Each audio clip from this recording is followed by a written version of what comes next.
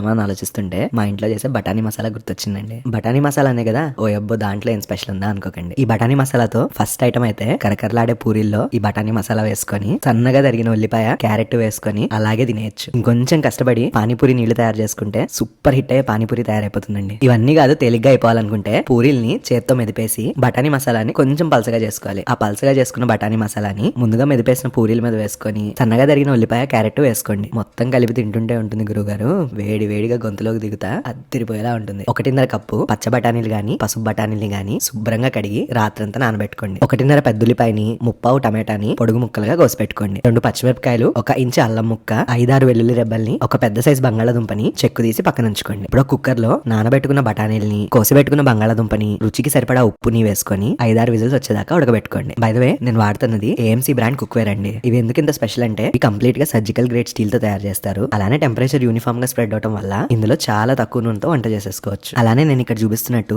ఏ cooking vessel అయినా గానీ, pressure cooker లా గానీ, ఓవెన్ లా గానీ మార్చేసుకోవచ్చు. చాలా కొంచెం నూనెని, 5 లవంగాలు, 1 ఇంచు చెక్క, పొడవుగా కోసి పెట్టుకున్న ఉల్లిపాయల్ని, అల్లం వెల్లుల్లి పచ్చిమిరపకాయలని వేసుకొని ఉల్లిపాయలు బంగారు వర్ణంలోకి మారేదాకా వేపుకోండి. కోసి పెట్టుకున్న టమాటోని వేసుకొని మూత పెట్టి మంచిగా మగ్గనివ్వండి. టమాటో మగ్గిపోయిన తర్వాత ఒక మిక్సర్ జార్ లో చల్లారిన మసాలాని, ఒక గుప్పెడు పుదీనా కంటే కొంచెం ఎక్కువ కొత్తిమీరని, ఉడకబెట్టుకున్న బఠానీని, మంచినీళ్ళని పోసుకొని మెత్తటి మిశ్రమంలా గ్రైండ్ చేసుకోండి. ఇప్పుడు అదే నూనె బాణంలో మిగిలిన బఠానీని మునిగేదాకా నీళ్ళని వేసుకొని బఠానీ బంగాళాదుంప కలిసిపోయేలాగా మెత్తగా మ్యాష్ చేసుకోండి. ఒక ఉడుకొచ్చేదాకా ఉడకనివ్వండి. బఠానీ మిశ్రమంలోకి గ్రైండ్ చేసుకున్న మసాలాని వేసుకొని 1/2 table spoon garam masala, 1/2 table spoon జీలకర్ర పొడి, 1 టేబుల్ స్పూన్ ఉప్పు, 3/4 టేబుల్ స్పూన్ కారం, ఒక చిటికెడు పసుపుని వేసుకొని అన్ని కలిసేలాగా ఒకసారి చక్కగా కలుపుకోండి. మంచినీళ్ళని వేసుకొని ఒక 5-6 నిమిషాలు దగ్గర పడినివ్వండి. అంతే అండి, ఈ మసాలాలన్నీ ఉడికిన బఠానీకి పట్టి మంచిగా ఉడికితే సూపర్ గా ఉండే బఠానీ మసాలా తయారైపోయినట్టే. ఎలాగో ఇక్కడ దాకా వచ్చారు, పనిలో పని ఆ పానీపూరి నీళ్ళని కూడా చూసేయండి. పెద్ద మిక్సర్ జార్ లో అల్లం, చేతి నిండా పుదీనా, అంతకంటే ఎక్కువ కొత్తిమీర, 2 పచ్చిమిరపకాయలు, ఒక